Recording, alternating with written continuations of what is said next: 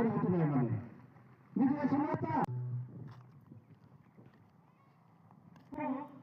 এই যে মুহূর্তর এই যে সভার এই যে অঞ্চলের যে বিষয় বস্তুকে নেই যে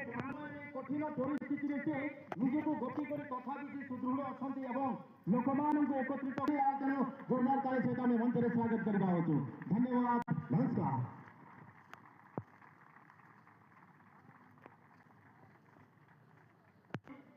ଏବଂ ଆମମାନଙ୍କର ପଥ ପ୍ରଦର୍ଶକ ଦିଗଦର୍ଶକ କହିଲେ ଅଚ୍ୟୁତ ଶ୍ରୀମାନ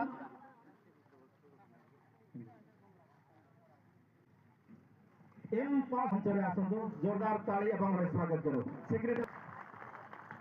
जोरदार ताली आम से आसबू बोले आसी पार्बू किसी बाधा ना कृपया आपण को अनुरोध करुचु विनम्र अनुरोध करू दयाकि आपण मैंने छाया आश्रय तले आसतु समस्त सहित समस्त सहभागिता हूँ धन्यवाद।